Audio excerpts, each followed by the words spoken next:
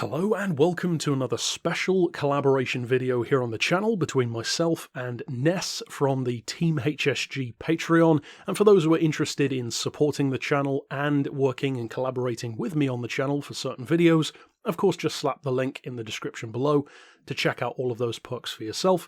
But as far as the relevance of the video, I'm not going to fully get into it because that's of course Ness's side. But for those of you who have been following the recent Gran Turismo news and Easter eggs, and of course the timeline of us being in 2022, it's fairly obvious why this is the right time to talk about this car. But that's it from me. Now over to Ness.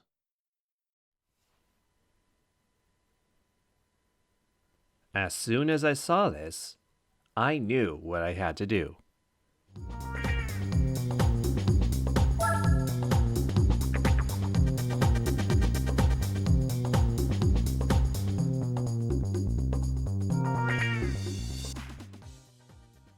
Greetings from my bedroom, everyone. Today, we're doing something I initially didn't plan on doing for the channel. I don't normally want to make trendy videos, but this has to be an exception. The Nike One 2022. One of the standout cars from Gran Turismo 4 in both its visual design and its place in the game. That third word of the car name, 2022. It has been quite a big meme in the Gran Turismo community over the past couple of years, and for good reason.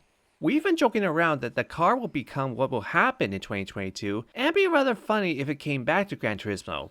Some believed, but most memed. Because Gran Turismo and Nike, it's not exactly a noteworthy relationship. There was that time where Nike offered to do a Vision GT with a Nike 2, but even now, there hasn't been anything revealed or teased or mentioned. The Nike One was simply another one of the dozens of concept cars Polyphony thought it would be cool to implement in Gran Turismo 4. It didn't come back to GT5 or 6, and chances look slim for it to return to Gran Turismo anytime soon. But, with this recent post by the designer himself, there is hope. I'm not saying it will come to pass, but just in case it does, I figure it's a good time to take a look back at GT4 and see what it's like. Now, normally for my Gran Turismo car reviews, I tend to focus on its usability in career mode, since more often than not, that's the main reason we revisit the older Gran Turismo titles. But this one is different. I want to focus on the driving experience, see how it compares to today, and if I could get any enjoyment out of it. But even if I wanted to focus on usability, I can't. This is similar to the Ford Model T or the Peyton Motor Wagon, where you can't accept this into any events in career mode. So this is the best we can do. I decided to drive it around Città d'Aria, normally a terrible choice for someone like me who, let's just say, has a beef with Gran Turismo 4's physics. But a fun fact, HSG was originally going to do a review for this car back when he did GT4 reviews, of which there were like, 4 or 5. But the footage corrupted, so I'm basically filling in the shoes. So, what is there to say about the Nike One? Let's start with the design. Phil Frank is the designer for this car, and according to philfrank.com, quote, "The Nike One 2022 is the epitome of blue sky creative brand expression, a vehicle designed from the inside out around a human as the control and power center, conceptualized as training equipment for the track," end quote. Mr. Frank also designed the Celine S7, my favorite supercar of all time. And fun fact, this is the only car in the game where there are 2 events that helmet as a prize. The first ties into what I said a while ago, the Celine S7 Club 1-make race. The other way is a lot easier, just complete the IB license. So even if you never played GT4 before, you're guaranteed to obtain this car in a playthrough. I find the design of the car very interesting in today's world. I think it actually lines up pretty well. The 2 biggest, as Doug would say, quirks of this car to me are the seating position, which is more like riding a long motorcycle underneath the hood, and the wheels having large holes in them. Now, while I think the wheels being naked essentially can still happen at some point, possibly on a super lightweight car, the seating position is what interests me more. As I said, it looks more like riding a motorcycle underneath, meaning it's technically more appropriate to classify this as a quad bike. Quack? Thing is, I think this is a genius design as it provides a huge benefit to the aerodynamics while also carrying the grip of a go-kart.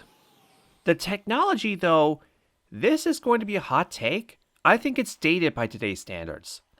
It does use an electric powertrain and it's four-wheel drive, so that's cool, but it only produces 259 horsepower. We don't get the torque figure, but I suspect it's less in the power due to the acceleration delivery.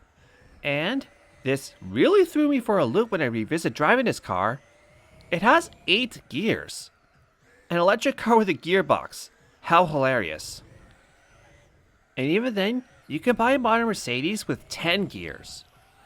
It also weighs only 760 kilograms, which is incredibly light, and would likely mean the battery is a lot smaller than what's normal today. And then there's the driving experience. I had to drive this car in hood cam to get a better feel. 1, because of the physics, but 2, the fact that the front wheels are so much more spaced apart than the rear ones looks very weird in a game where wall collisions are wonky. But also, the all-wheel drive system feels very weak. And by that, I mean it's not as grippy as something like a Mitsubishi Evo or Audi RS4. But I don't necessarily think that's a bad thing. It makes a car corner very well once you get used to the physics. It's just very weird physics. As you can hear throughout the video, it also doesn't sound like an electric vehicle.